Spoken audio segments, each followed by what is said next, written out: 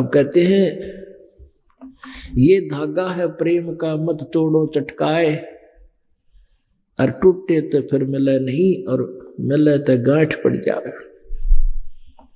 अब अर्जुन सर्जुन को पता लग गया कि गांठ तो पड़गी।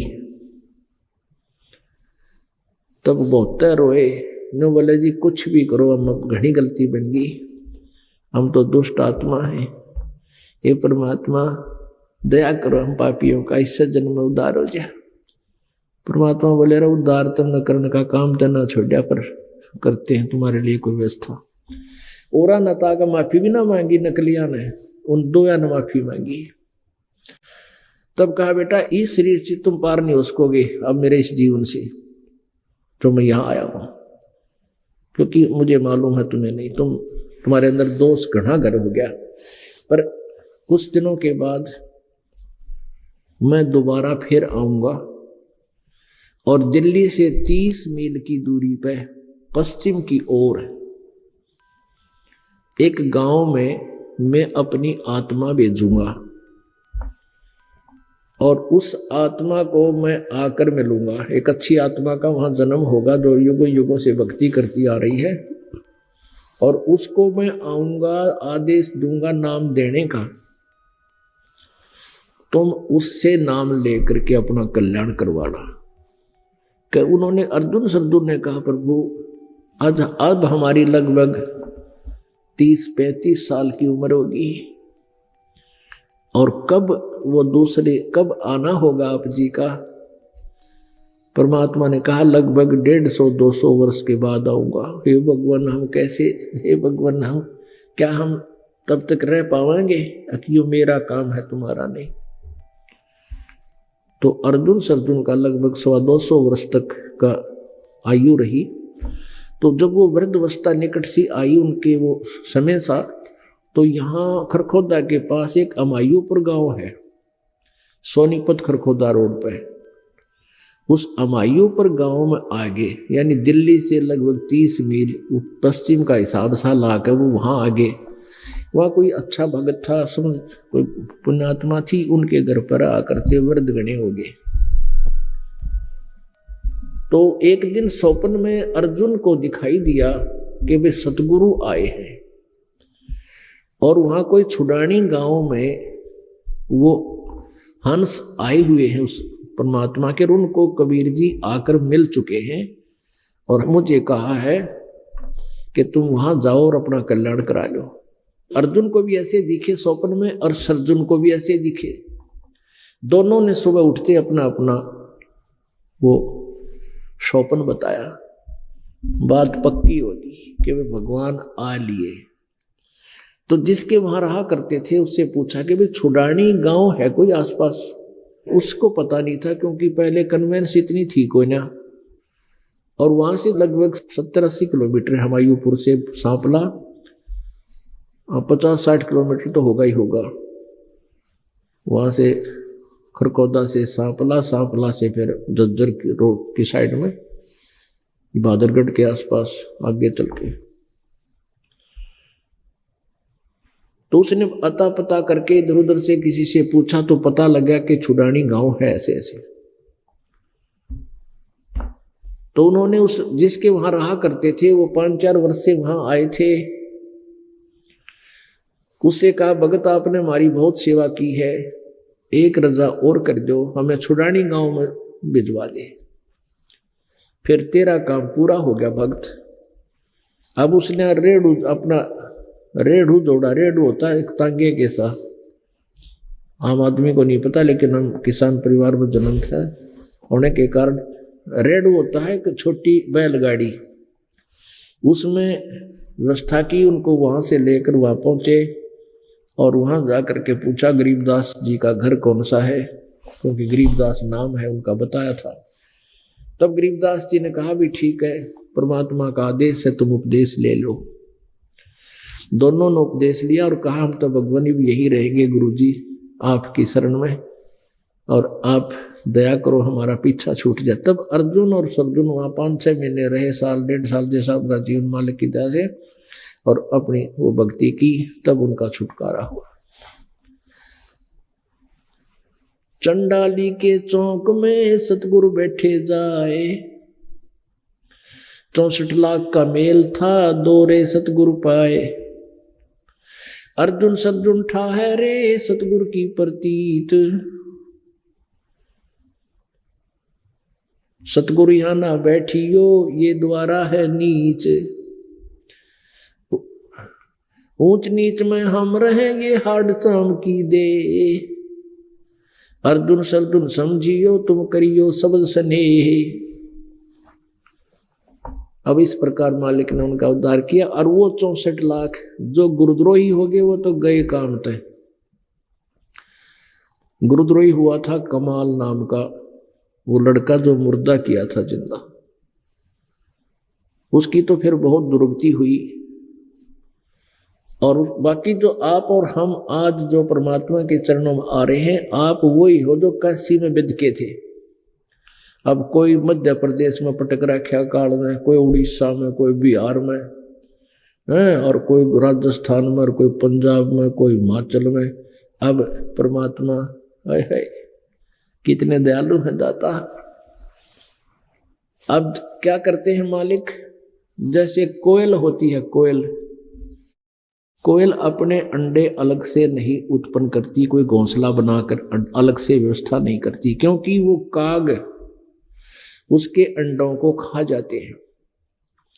तो वो क्या करती है कि जब मादा कौवी ने कहीं अंडे दे रखे हों, अंडे उत्पन्न कर रखे हों, तो वो भी कोयल जो है उसके जब वो कभी बाहर गई हुई हो, मादा कभी अपना कोई चुग्गा आहार करने के लिए, पीछे से उस मादा कौवे के उस आलने में, घोंसले में अपने अंडे उत्पन्न कर देती है।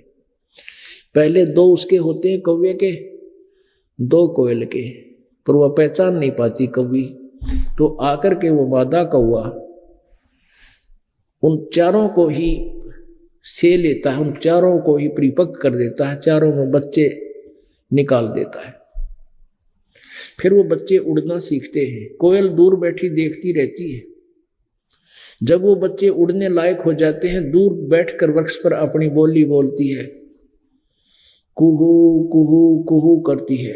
अब कोयल वाले बच्चे फड़क कर देखते हैं, क्योंकि उस बोली को वही परख लेते हैं, उन्हीं को कसक है उस बोली की। और वो दोनों के दोनों उड़कर उस आवाज की तरफ चल पड़ते हैं। वहां से वो कोयल फिर आगे चल पड़ती है, कुहू कुहू करती हुई दूर निकल जाती है, और वो बच्चे उस आवाज पर आकर्षित होकर उसके साथ साथ दूर चले जाते हैं। वो कौवी उसके पीछे भागती है, मेरे बच्चे गए, मेरे बच्चे गए। वो तो चले जाते हैं दूर, तो वापस आ जाती है, कहीं पीछे वालों को कोई खतरा ना हो जा, गए सो गए। तो पुण्यात्माओं, परमात्मा ने आप जी को ऐसे उत्पन्न कर रखा, काल के लोगों में ही, काल के पुजारियों के घरों में ही आप जी को उत्पन्न कर रखा था। पहले तो आप उस कौवे के बच्चों की तरह ही सब चाल चल रहे थे। अब आप जी ने ये कोयल की बोली पकड़ ली, परमात्मा की वाणी को पहचान लिया, और इस पुस्तक के माध्यम से भक्ति सौदागर को संदेश या ज्ञान गंगा ये एक ही हैं, और टीवी चैनलों के माध्यम से आप जी ने यह वाणी कुहू कुहू की आवाज आपके हृदय में घर कर गई। इसको सुनकर आप यहाँ उड़ आए, यहाँ पर आ गए। अब आप परमात्मा के बच्चे हो गए। तो ऐसे ही इस परमात्मा ने अपनी प्यारी आत्माओं को पार करने के लिए कितनी व्यवस्था करनी पड़ती है। अब क्या बताते हैं, जो जन मेरी शरण है ताका हूं मैं दास, गेल गेल लाग्या फेरूं जब तक धरती आकाश। साधों से ती मस्करी ये चोरा नाल खुशाले, मल अखाड़ा जीतेंगे ये युगन युगन के माल। ओए होए, कहते ही ज्ञानहीन प्राणी संत भक्तों के साथ तो बकवाद करते हैं, और उन नकली गुरुओं के चेले बने बैठे हैं उन तराजी खुशहाल बैठे, गांव पूरा गुरु मिल गया हमने, जिन्हें कह का भी ना मिला। और कहते हैं ये तो मल अखाड़ा जीतेंगे युगन युगन के माल, आप हो वो युगन युगन के माल। आज तो 600 वर्ष पहले मालिक आए जब आपने खूब खुराक खिलागे, आपको पहलवान बनाएंगे इस भक्ति का। अब वही आपकी बैटरी चार्ज हुई हुई 600 वर्ष पहले आप जी 64 लाख तो मालिक के चरणों में थे, वो तो इब आवेंगे पार भी होंगे इब के। इसके अतिरिक्त और भी बहुतों को अच्छी आत्माएं और भी बहुत है जो तड़प रही है परमात्मा के लिए, फंसी बैठी है नकली संतों के पास, और वो आगे तो और शीघ्र ग्रहण करेंगी वो भी, क्योंकि सबने भगवान चाहिए। तो आप जी का तो नंबर पक्का है, जैसे सच्चे दिल से आखिरी सांस तक भक्ति करते रहे, लगे रहे। द्वार धनी के पड़ा रहे और धक्के धनी के खावे, सो काल झकझोल ही पर द्वार छोड़ नहीं जावे। ये फार्मूला पर उनका। छोटी मोटी आपदाएं भी आप पर आती नजर आवे तो भगवान के इस स्थान को नहीं छोड़े, इस नाम ना नहीं छोड़े, चाहे कितने झटके पटके काल के लगते दिखे। देखो जो मजबूत वृक्ष होते हैं, पेड़ होते हैं बाग के, कितनी आंधी चालने को धरती में पटक पटक कर मारती पर टूटते नहीं। अब पीछे इस दास के साथ यही हुआ था। इन झूठे नकली आचार्यों ने जनता को भ्रमित किया और सरकार को भ्रमित करके ऐसा तूफान छोड़ दिया कि ये सब नष्ट हो जाएंगे। लेकिन इतने मजबूत पेड़ बना दिए थे, अपने बच्चों को इतना ज्ञान दे रखा था उस दास ने, एक भी नहीं टूटा, टस से मस नहीं हुए। उससे ज्यादा उभर के आए हैं परमात्मा के बच्चे। इस प्रकार पुण्यात्माओं, जैसी लीलाएं परमात्मा कबीर जी के साथ 600 वर्ष पहले उन जालिमों ने की थी, आज उसी की आवर्ती हुई है क्रोथा कांड। पर चिंता ना करो, परमात्मा अपना काम कर रहा है और वो नकली अपना काम करते आए, उनकी दाल गला नहीं करती। हाँ, पहले इतनी दाल जरूर गल गई उनकी कि वो ये कहा करते कबीर जी अशिक्षित है और ये सदग्रंथों को नहीं समझ सकते। संस्कृत भाषा में सदग्रंथ लिपिबद्ध है और संस्कृत भाषा केवल एक ही वर्ग ब्राह्मण वर्ग जानता था। और ये कहते थे जो ब्राह्मण गुरु पंडित मंडलेश्वर ऋषि महर्षि जो ज्ञान देते ये सही है, क्योंकि इन्होंने वेदों गीता और पुराणों को पढ़ करके ये ज्ञान दिया है। आज वही वेद, पवित्र श्रीमद् भगवत गीता, पवित्र पुराण आज परमात्मा की 600 वर्ष बोली उस अमृतवाणी का समर्थन दे रहे हैं। तो अब आप आसानी से परमात्मा को पहचान पाओगे। एक रामानंद नाम का बड़े महापुरुष थे, ऋषि थे, चारों वेदों और गीता जी के बड़े विद्वान माने जाते थे। उन्होंने 1400 ऋषि शिष्य बना रखे थे, 1400 ऋषि। और वो उनके द्वारा जैसा भी महर्षि रामानंद जी ने जैसा भी निष्कर्ष वेदों गीता पुराणों का निकाला था, उसी ज्ञान को, उस खचड़े ज्ञान को वो 1400 ऋषि प्रचार किया करते थे। फिर कबीर परमात्मा जी उनसे मिले, उनको यथार्थ ज्ञान से परिचित कराया, फिर परमात्मा को पहचाना। उसके बाद रामानंद जी ने 84 शिष्य और किए थे, 1484 शिष्य हो गए थे कबीर जी समेत, रविदास जी समेत। और फिर बाद में रविदास जी ने परमेश्वर कबीर जी से उपदेश ले लिया था जब ज्ञान सही हो गया था। एक समय की बात है कि रामानंद जी ने 1400 जो शिष्य बना रखे थे ऋषि ब्राह्मण, उनमें से एक व्यक्ति, एक ऋषि कहीं अपने उनके क्षेत्र बांट रखे थे, वहां सत्संग कर रहा था, प्रवचन कर रहा था। और महर्षि रामानंद जी पंडित वर्ण में थे, पंडित जाति से थे, और वो छुआछात बहुत ज्यादा थी। उसमें छुआछात इतनी थी कि शूद्र को पंडित निकट भी नहीं आने देते थे, कपड़े भी नहीं छूने देते थे, चरण भी नहीं छूने देते थे। तो रामानंद जी, महर्षि रामानंद जी ने अपने शिष्यों को, 14 से ऋषियों को अलग अलग विभाग बांट रखे थे। उस समय परमात्मा कबीर जी 5 वर्ष के थे और रामानंद जी 104 वर्ष के थे। इतनी आयु में अंतर था। तो वो एक संत, एक ऋषि जो रामानंद जी का शिष्य था, रामानंद जी वैष्णव साधु थे, विष्णु जी को इष्ट रूप में मानते थे। तो विष्णु जी को सुप्रीम पावर बताते थे, अजर अमर बताते थे, इनका कोई माता पिता नहीं, ऐसा कहते थे। ये ज्ञान था उनका। एक विवेकानंद नाम के ऋषि रामानंद जी के शिष्य अपने क्षेत्र में सत्संग कर रहे थे, प्रवचन कर रहे थे। और परमात्मा कबीर जी 5 वर्ष की आयु में श्री लीला कर रहे थे। उसके सत्संग में जा बैठे, वह सैकड़ों श्रोता थे। श्री विवेकानंद जी क्या कर रहे थे कि श्री विष्णु जी सर्वेश्वर हैं, महेश्वर हैं, ये सारी सृष्टि के रचनहार हैं, ये तीनों रूप बनाकर, ब्रह्मा रूप बनाकर सृष्टि करते हैं, विष्णु रूप बनाकर पालन करते हैं, शिव रूप बनाकर संहार करते हैं, इनके कोई माता पिता नहीं, सर्वेश्वर है। रजगुण ब्रह्मा जी, सतगुण विष्णु जी, तमगुण शिव जी, ये यही लीला करते हैं स्वयं ही, इनके कोई माता पिता नहीं। जब सत्संग उन्होंने कर लिया तो परमेश्वर कबीर 5 वर्ष के बालक खड़े हुए, कहा, स्वामी जी मेरी एक शंका है, आपसे समाधान की इच्छा है। स्वामी जी ने कहा, यानी विवेकानंद जी ने कहा कि बोलो बच्चा, क्या समाधान है, क्या शंका है? कि आप जी ने बताया कि ब्रह्मा विष्णु महेश अजर अमर हैं। नहीं, ब्रह्मा विष्णु महेश तो नासवान है, इनकी जन्म और मृत्यु होती है। एक ब्राह्मण देवी पुराण की कथा कर रहा था, 3रे सकंद में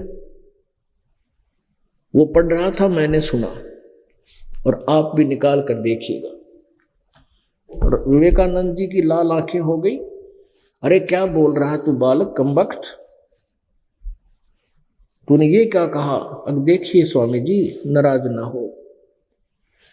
जब देवी भागवत देखा, पढ़ा उसने गुप्त रूप से, तुरंत साथ रखते थे वो, तो एक गधे का बोझ रखा करते न बैलों को ऊपर रख के।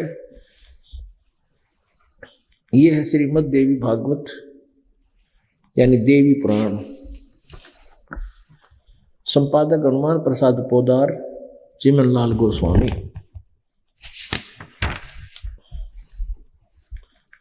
और कहाँ से प्रकाशित है? प्रकाशक एवं मुद्रक हैं गीता प्रेस, गोरखपुर, गोविंद भवन कार्यालय, कोलकाता का संस्थान। 3रा स्कंद स्वामी जी ने देखा, विवेकानंद महर्षि ने, नकली ने। 123 पृष्ठ पर देखिएगा, उसमें क्या लिखा है। विष्णु भगवान कहते हैं,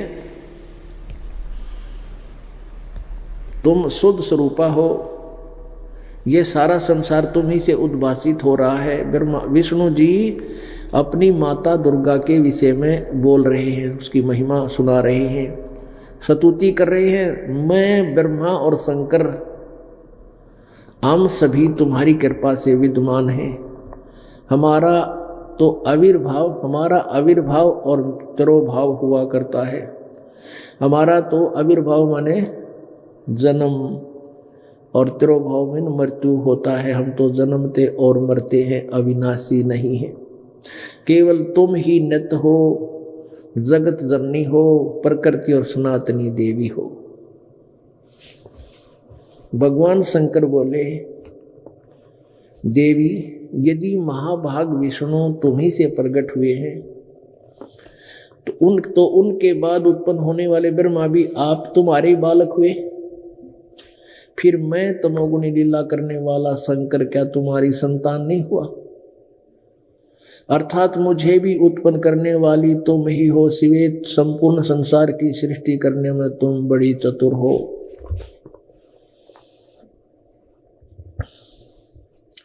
इस संसार की सृष्टि स्थिति और संहार में तुम्हारे गुण सदा समर्थ हैं।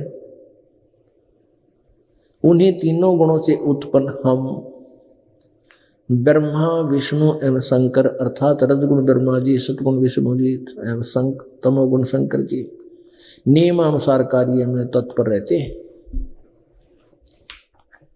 अपने आत्मा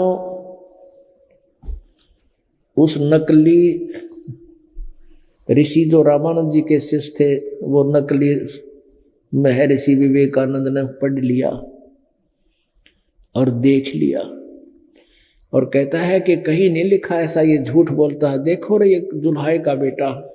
उन्हें पूछा कि ये कौन है, तो सभी श्रोताओं ने बताया ये धानक जुल्हाय का लड़का है, नीरू का। और यह तो जी जहां भी जाता है वह ऐसे ही चर्चाएं करता है। इसकी तो आदत बन रही है लोगों को संतों के साथ छेड़छाड़ करने की। तो कहने लगा, रे तू कोई अक्षर पढ़ा है कहीं क्या? तेने कोई गुरु बना रखा है? तू कैसे समझ सकता है इन पुराणों को? ये झूठ बोल रहा है, ये कपटी है। तेरी क्या जाति है, कौन है? उसको पता लग गया कि जुल्हाय का लड़का है। तूने कोई गुरु बना रखा है? परमात्मा ने कहा मैंने गुरु धारण किया है। कौन है तेरा गुरु? के जो तेरा गुरु जी वही मेरा गुरु जी। अब वो बेदक गया, अरे देखो क्या कहता है, मेरे गुरु जी पता कौन है? श्री श्री 1008 महर्षि रामानंद जी पंडित। वो तो तुम्हारे जैसे शूद्रों को निकट भी नहीं आने देता।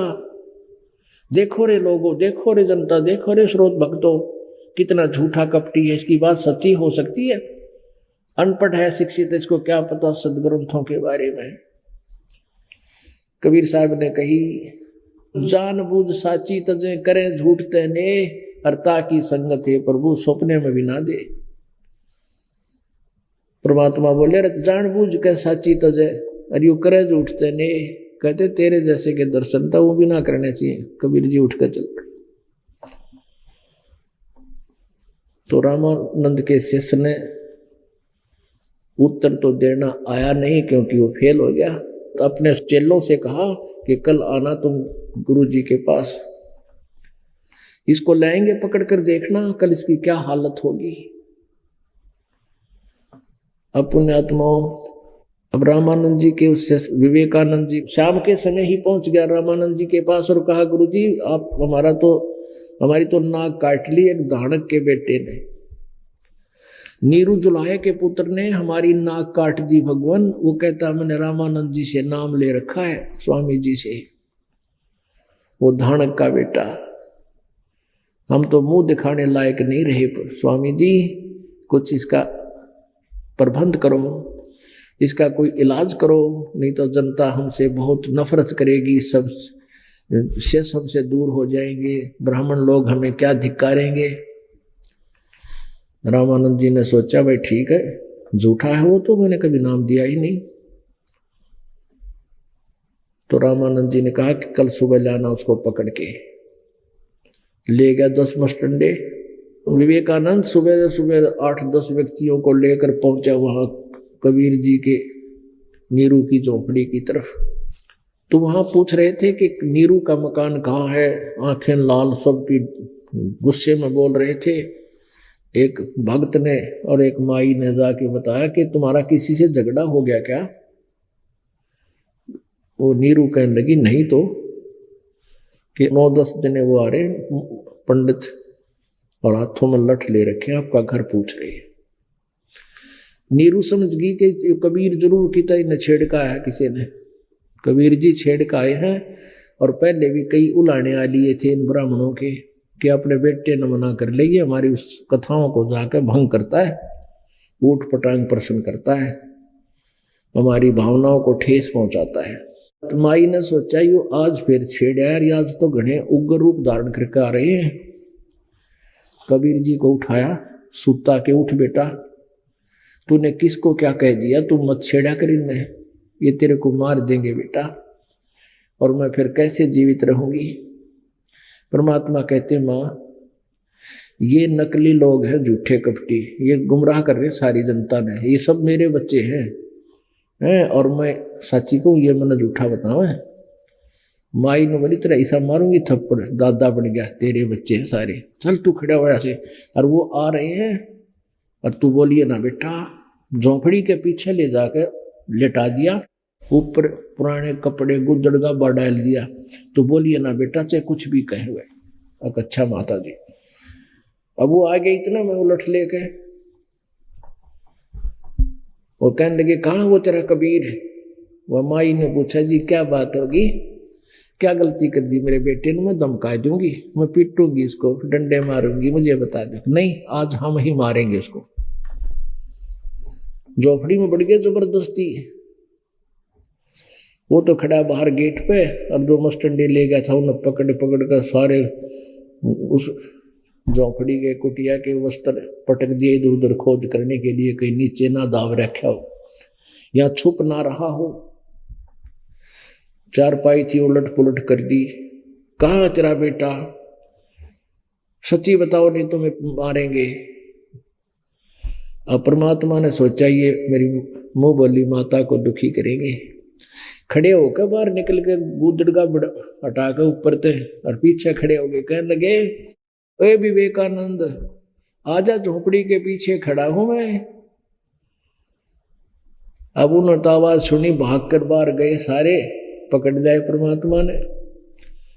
अब उस माई ने कोशिश की अपने बच्चे को छुड़वाऊं, लिपट गई उनके, चिपट गई कतीर, उन्होंने मुक्के मार मार के मुंह पर लागो चाहे कितना लागो, लठ मारे उस माई को, काफी दूर तक घिसटती चली गई अपने बच्चे को छुड़वाने के लिए। बेहोश होगी वो, वहां पटक दी ठाक। नीरू को पता लगा, वो भाग्य आया दौड़ा, वो उसने भी बच्चे को छुड़वाने की चेष्टा की, उसका भी कई लठ मार दिए, वो भी गिर गया वहीं पर।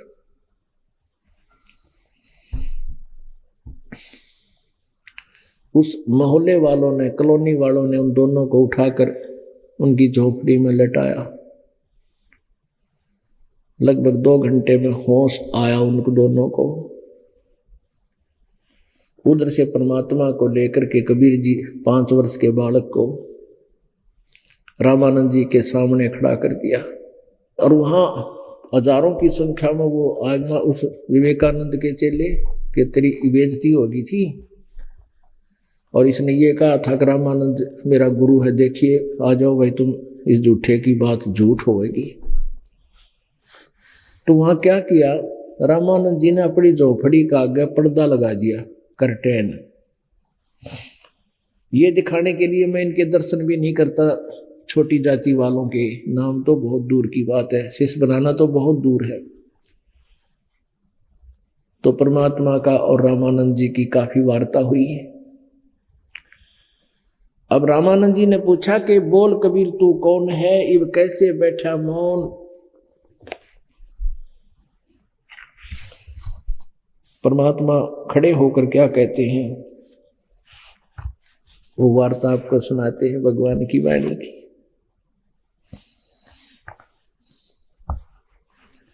आडा पड़दा लाए करे रामानंद बूजंते, दास गरीब कुलंखरी छवि ओदुर ढाक कूदंत।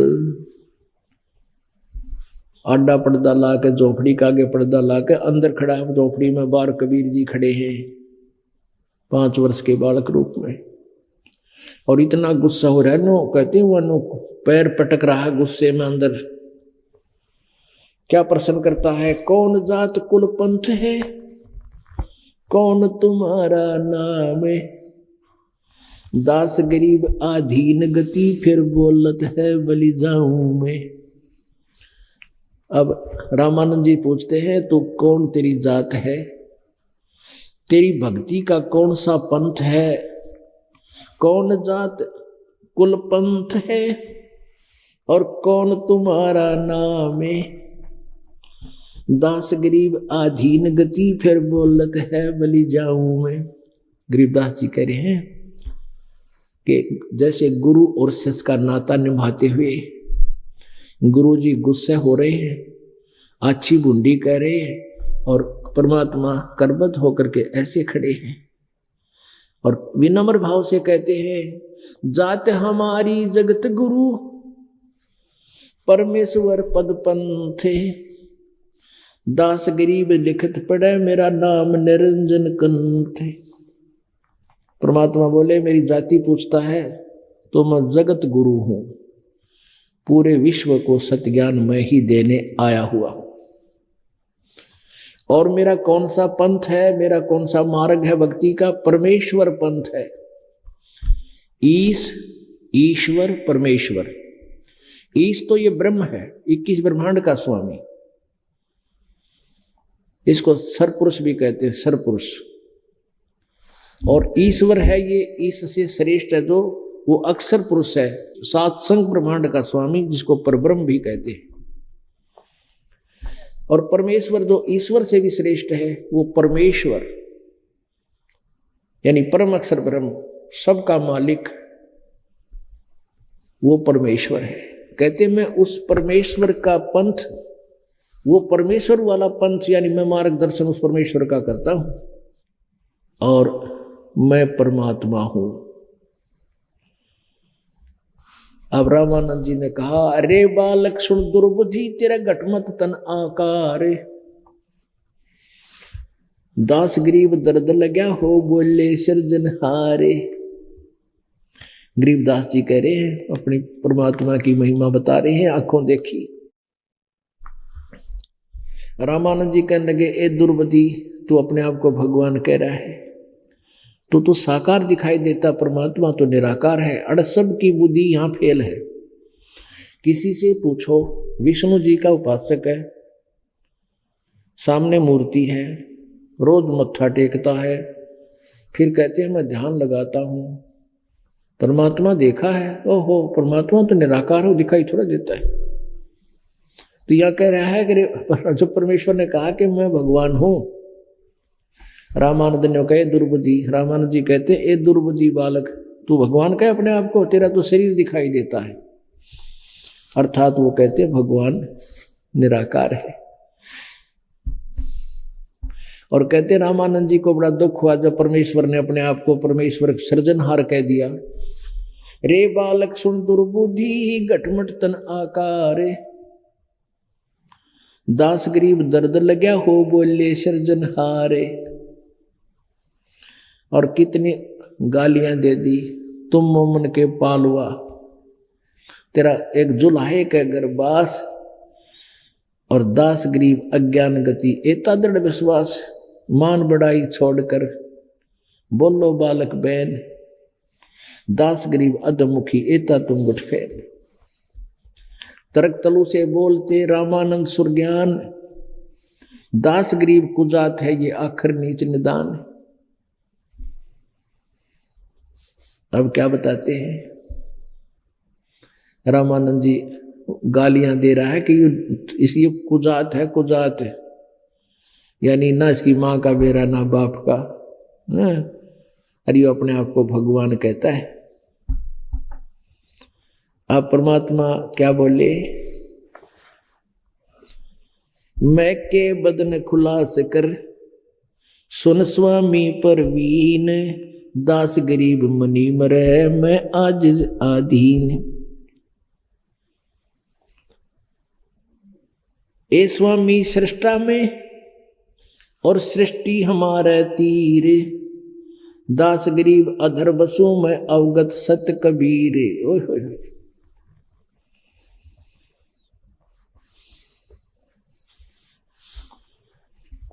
ए स्वामी सृष्टा में, सृष्टा माने सारी सृष्टि का रचनहार, और सृष्टि मेरे तीर, मेरे ही अधीन है, मेरे ही आश्रित है, मेरे पर आधारित है। पूरे ब्रह्मांडों को मैंने ही रचा है, मैंने अपनी शक्ति से इनको घुमा चला रखा है, सथिर किया है। और मैं ऊपर रहता हूं अधर सतलोक में, सबसे ऊपर, अधर माने ऊपर। और मेरा अवगत नाम है अवगत सत कबीर। सुन रामानंद राम में मैं 52 नरसिंह, दास गरीब सर्वकला में मैं व्यापक सर्वंग। हम मौला सब मुल्क में, मुल्क हमारे माही, दास गरीब दयाल हम सम दूसर नाही, हमसे दूसर कछु नाही।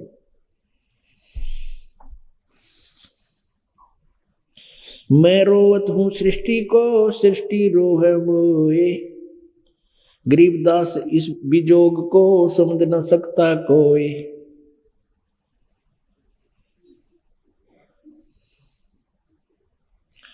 चारों युग में हम फिरे, मैं आऊं मैं जाऊं। गरीबदास गुरु भेद से लखो हमारी ठाव। गोता लाऊं स्वर्ग में, फिर बैठूं पाताले। गरीबदास ढूंढता फिरूं अपने हीरे माणिक लाल। अब रामानंद ने सोचा भाई ये बात इसी बड़ी बड़ी कॉन्फिडेंसली कह रहा है तो तुम्हें गड़बड़ है इसमें। फिर उसने कहा कि थोड़ी देर में बात करूंगा, इसको बैठाओ बाहर। वो मानसिक पूजा किया करता था। मानसिक पूजा क्या करता था, विष्णु जी की मूर्ति बनाता कल्पना से, उसके पुराने कपड़े जैसे उतारता, नए पर आता। कर्मकांड होता है कि ये सालग्राम की पूजा करने वाले ऐसा ही करते हैं। लेकिन वो उसमें मूर्ति कोई उसके पास नहीं होती थी, वो कल्पना से ऐसा अभ्यास कर रखा था, मन में ही वो विचार किया करता, जैसे सपने में कराया करें। तो उसने ऐसे सारे कपड़े उतारे, फिर भगवान की मूर्ति को स्नान कराया स्वप्न में, यानी कल्पना से। फिर सभी धोती बांध दी, कुर्ता पहना दिया, तिलक लगा दिया वैष्णो साधु वाला, ऊपर मुकुट रख दिया। उस दिन कंठी ना डालन पाया माला। एक मणिये की माला होती है, एक कंठी जो तुलसी के एक ही मणिया होता है, उसकी माला को कंठी बोलते हैं, माला भी कहते हैं उसको। और वो भी डालनी जरूरी होती है क्योंकि वैष्णो साधु की पहचान होती है भगत की, और विष्णु जी के वो होना जरूरी। अब इस कर्मकांड के अंदर एक नियम है कि जिस दिन मुकुट रख दिया उस दिन मुकुट नहीं उतार सकते, और कंठी ना डाली तो अधूरी पूजा, और मुकुट उतार दे तो पूजा खंडित। अब उसने सोचा कि माला रहेगी, कंठी डालना भूल गया उस दिन, माला डालनी भूल गया। तो सोचा रामानंद जी ने मुकुट उतार नहीं सकता, मुकुट के ऊपर से माला डालने की चेष्टा की जैसे स्वप्न में होया करे। अब वो माला मुकुट में फंस गई, आगे नहीं आ पाई। रामानंद जी बहुत चिंतित हुए, माला वो हाथ में लिए खड़े हैं और कहते हैं भगवान आज मेरा कौन सा दुर्दिन आ गया, आज जीवन में पहली बार मेरी पूजा खंडित हुई है, मैं कितना पापी हूं। रामानंद जी को दुखी देखकर परमात्मा अंतर्यामी है, आगे पर्दा लगा है, कोई मूर्ति नहीं, कल्पना स्वप्न की तरह। बाहर से परमात्मा 5 वर्ष के बालक ने आवाज लगाई कि स्वामी जी इस माला की गांठ खोल ले, इस कंठी की गुंडी खोल कर और फिर गले में बांध दे उल्टिए, मुकुट उतारना नहीं पड़ेगा, तेरी पूजा खंडित आपकी नहीं होगी। अब कहते हैं गांव का ज्ञान का तो एक चमका ऐसा लग गया करे। इतने में समझ गया भाई यो आदमी को ना, यो बालक को नहीं, ये तो कोई फरिश्ता देव आ रहा है। वो कित के मुकुट डाला था, कित के वो कंठी पर आवा था, वो फेंक दिया आडा जो पर्दा ला रखा था झोपड़ी का एक तरफ फेंक के। पुण्यात्माओं इसको ब्राह्मण कहते हैं। ब्राह्मण सो जो ब्रह्म पहचाने, जो भगवान को पहचान ले वो ब्राह्मण है। जो समाज को नहीं देखे कहते लोक लाज मर्यादा जगत की तरण जो तोड़ पगावे। रामानंद जी ने पूरे हजारों की संख्या में ब्राह्मण बैठे थे, श्रोता दृष्टा, यूं ना देखे ब्राह्मण के कहेंगे, और ब्राह्मण होकर शूद्र को सीने से लगा रहा है। उसने अपना जीवन देखा और भगवान देखा, ऐसे उस बालक को सीने से लगा दिया। सीने से लगा तो इतना मुलायम शरीर परमात्मा का, क्योंकि उनका तेज पुंज का शरीर था, रूई जितना मुलायम, कितना हाड चाम नहीं। शुक्रम अकायम ऐसनाविरम कबीर मनीषी स्वयंभू परिभू यजुर्वेद अध्याय नंबर 40 के मंत्र नंबर 8 में इसी कबीर परमात्मा की महिमा बहुत ही अच्छी तरह कही गई है। अब रामानंद जी ने कहा हो कि मन की पूजा तुम लखिए मुकुटमाल परवेश। रामानंद जी कह रहे हैं गरीबदास गति कौन लखे, तेरा कौन वर्ण कौन भेष। अब रामानंद जी कहने लगे आपने मेरी मन की बात बता दी, आप तो परमात्मा हो, और आपको परमात्मा कैसे पहचाने, कैसे आपको समझे ये पोली जनता। किस तवेश भूसा में खड़े धोती बांध के 5 साल का बालक चुल्हे के घर तेरा जन्म तेरी परवरिश, यानी किस वर्ण में, शूद्र वर्ण में, और ऊपर से ये ऐसी वेशभूषा बालक से नजर आ रहे तुम, तो आपको कैसे पहचान सकेगी दुनिया, कैसे पहचाने आप प्रभु हो। लेकिन अब मेरी समझ में आ गया। तब काफी लंबी कहानी है, थोड़ा सा एंड करते हैं इसका। फिर रामानंद जी और परमात्मा कबीर जी की फिर ज्ञान चर्चा शुरू होती है। परमेश्वर ने कहा कि स्वामी जी यह अग्रम मग्रम छोड़ दो, अब सत भक्ति कर ले। परमात्मा ने पूछा स्वामी जी आप क्या साधना करते हो? कहते मैं ओम नाम का जाप करता हूँ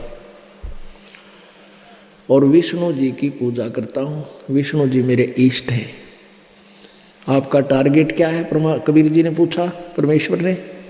मेरा उद्देश्य है मैं विष्णु लोक में जाऊंगा, विष्णु जी के वहाँ दोनों, विष्णु जी के लोक में दूधों की नदी बहती है, सफ़ेद सफ़ेद वृक्ष हैं, फूल हैं, सफ़ेद धरती है, और बहुत ही अच्छा सुख में प्लेस है, वहाँ आनंद से रहूँगा। परमेश्वर ने पूछा कि कितने दिन रहोगे वहाँ पर, उस सुख में आप कितने दिन रहोगे विष्णु जी के लोक में। इतना पता था स्वामी जी को, रामानंद जी को, कि अपने जब तक पुण्य मेरे रहेंगे तब तक मैं वहाँ रहूँगा। उत्तर दिया कि जब तक मेरे पुण्य वहाँ रहेंगे मैं वहाँ रह सकूँगा। फिर कहाँ जाओगे? पता नहीं कहाँ जाऊँगा। फिर वो क्या सुख हुआ आपका? एक दिन तेरे ब्रह्मा जी भी मरेंगे, तेरे विष्णु जी की भी मृत्यु होगी, और यो विष्णु लोक भी नहीं रहे। ओम नाम के जाप से आप ब्रह्म लोक में जाओगे फिर। और गीता जी अध्याय नंबर 8 के श्लोक नंबर 16 में कहा कि ब्रह्म लोक पर्यंत भी फिर जन्म मृत्यु में है, पुनर्वर्ती में है, अर्थात वहाँ गए हुए प्राणी का भी जन्म और मृत्यु होता है। रामानंद जी समझ गए कि बात तो काटेगी क्या है भाई। रामानंद जी ने कहा बच्चा आज तक तो हमने इससे ऊपर कोई स्थान देखा ना सुना, अब मैं कैसे मानूं तेरी बात ने। परमात्मा बोले मना तो मैं लूंगा, जा आप साथ दोगे तो अब बताओ कैसे। बताने लगे, सृष्टि रचना सुनाई। कहने लगे बेटा मैं क्यों कर मानूं, देखे बिना मेरा पेटा भरा को ना। जब तक मैं आंखों नहीं देखूंगा तेरी बात तो विश्वास आवे नहीं, क्योंकि मैंने झूठे बहुत सुन रखी है, सब ने पता नहीं क्या क्या बता रखा है। रामानंद जी कहने लगे मैं बताऊं, मैं समाधिस्थ होता हूँ, मेडिटेशन करता हूँ और अंदर पहुँच जाता हूँ, बहुत दूर तक मैं मेरी समाधि जाती है। परमात्मा बोले समाधि लाओ। अभ्यास था, उसी समय समाधिस्थ हो गए, और परमात्मा ने करना था काम, उसको साथ लेकर गए। ऊपर जाकर 3 रास्ते हो जाते हैं। अब वहाँ त्रिवेणी, वो 3 रास्ते हैं, वहाँ खड़ा हो गया। परमात्मा बोले ईब कहाँ जाओगे स्वामी जी? पता नहीं कहाँ जाऊँ, वैसे के समाधि टट्टू समाधि जब तक ये नहीं पता जागा की थी। 3 रास्ते हो गए अब ये। तब परमात्मा ने कहा कि सामने जो रास्ता है ना ये ब्रह्मलोक में जाता है, ब्रह्मरंध्र यहाँ से खुलेगा, मेरे मंत्र से खुलेगा, तुम्हारे से नहीं खुलेगा। मैं जो जाप करूंगा उससे खुलेगा, सतनाम से। सतनाम सतनाम नहीं, ये 2 अक्षर का नाम है। और ये लेफ्ट वाला जो रास्ता है ना, ये वाला, ये है तेरा रास्ता, तेरी पूजा का, विष्णु जी की उपासना का। यहाँ इस साइड में जाओगे, आगे सबसे पहले धर्मराज का लोक आओगा, और वहां तुम्हारे सब अकाउंट देखे जाएंगे गिचड़ी खोल के, कितनी तुम्हारी पूजा है, कहाँ की है। उससे आगे फिर आपको अपने अपने जिस भी इष्ट की साधना की वहां अपने ऑटोमेटिकली भेज दिया जाएगा। और ये रास्ता ऊपर सतलोक को जाएगा, ब्रह्मलोक पार करके, फिर 21 ब्रह्मंडों को पार करके, फिर परब्रह्म के लोक को पार करके सतलोक जाएंगे।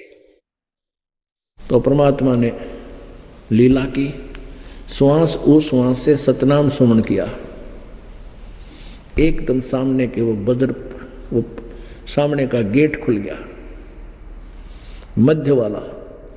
तब रामानंद जी आत्मा को परमात्मा ऊपर ले गए। वहां जाकर क्या देखा,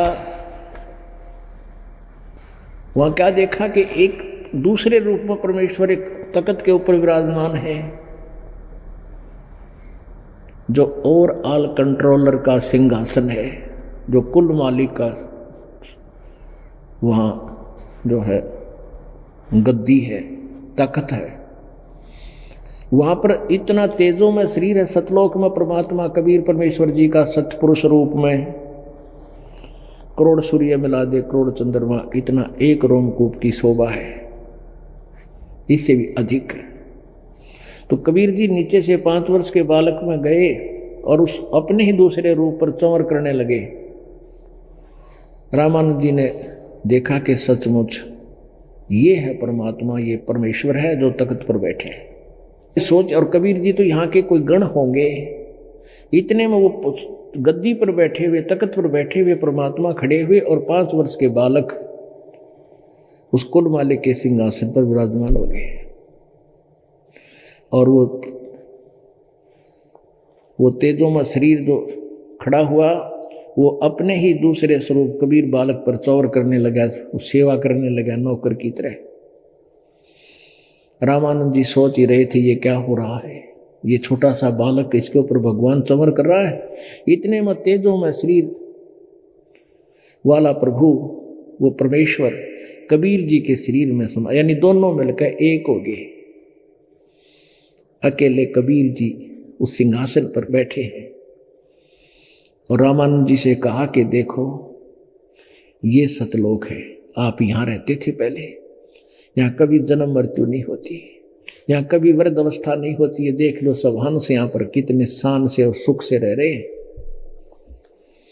फिर वहीं से मालिक ने दिखा कि वो तेरा ब्रह्मा का लोक, वो विष्णु का लोक, वो शिव का लोक, वो सितारे से दिखे आते हैं।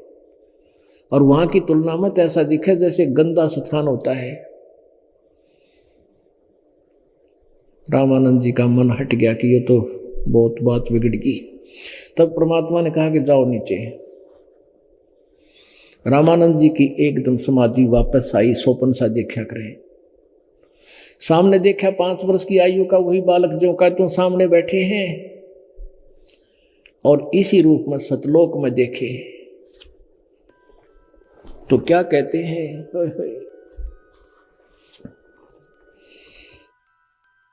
बोलत रामानंद जी सुनो कबीर करतारे, गरीबदास सब रूप में तुम ही बोलन हारे। दो ठोड़ है एक तू भया एक से दो। रामानंद जी कह रहे हैं, गरीबदास जी बता रहे हैं, गरीबदास हम कारणे तुम उतरे हो मगजोए। कोट कोट सजदा किए है कोट कोट प्रणाम। गरीबदास अनहद अधर हम पर से तो धाम। सुन बे सुन से तुम परे उर से हमरे तीर। दास गरीब सर्वंग में तुम अवगत पुरुष कबीर। तावा चित चक्रित भया देखा फजल दरबारे। गरीबदास सजदा किए है हम पाए दीदार। 104 वर्ष के वो ऋषि महर्षि 5 वर्ष के बालक धानक दुल्हे को क्या कहते हैं, तुम स्वामी मैं बाल बुद्धि और भरम कर्म किए नासे। गरीबदास निज ब्रह्म तुम मेरा हो गया दृढ़ विश्वास।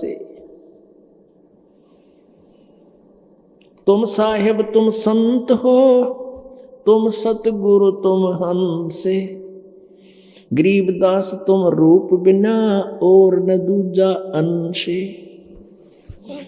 मैं भगता मुक्ता भया, किया कर्म कुंद नासे, गरीबदास अवगत मिले, मेरी मिटगी मन की बांश।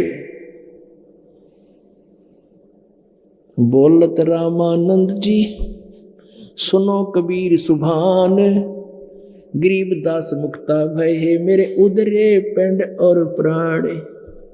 104 साल का वो वृद्ध महर्षि को आवा था, जो कहने लगे मेरा तो बालक के सा ज्ञान है, बालक बुद्धि हूं, और तुम मेरे स्वामी हो, आप मेरे दाता मेरे मालिक हो, मेरे गुरु हो। तब परमेश्वर ने कहा स्वामी जी पूरी ज्ञान से परिचित करा कि तुम मेरे गुरु बने रहो जनता की दृष्टि में, और भक्ति करो जैसे मैं कहूं, तेरा कल्याण होगा। और क्योंकि आने वाले समय में यदि मैं गुरु नहीं धारण करूंगा तो मेरे बच्चों को फेल कर देंगे काल के दूत, यूं कहा करेंगे कबीर जी ने कौन सा गुरु बनाया था, गुरु की क्या आवश्यकता है। और नियम यह है कि गुरु बिन माला फेरते, गुरु बिन देते दान, गुरु बिन दोनों निष्फल है, चाहे पूछो वेद पुराण। कहते हैं रामानंद से लक्ष्य गुरु, वो तारे से इसके भाई परमात्मा ने, कबीर जी ने, गरीबदास जी कह रहे हैं कि रामानंद से लाख गुरु, ये तारे से इसके भाई, और चेला की गिनती नहीं जो पद में रहे समाये। रामानंद जैसे गुरु जो लाखों को उनको शिष्य बनकर उनका उद्धार कर दिया, और शिष्यों की गिनती नहीं जो इस मालिक के चरणों में इस विधि को आखिरी सांस तक अपनाए रखेंगे। चेलों की गिनती ने जो पद में रह समाए, यानी इस भक्ति पर लगे रहेंगे, इससे बाहर ना जाएंगे, तो चेला ने तो पता ना कितने अनपार करेंगे। बोलो सतगुरुदेव।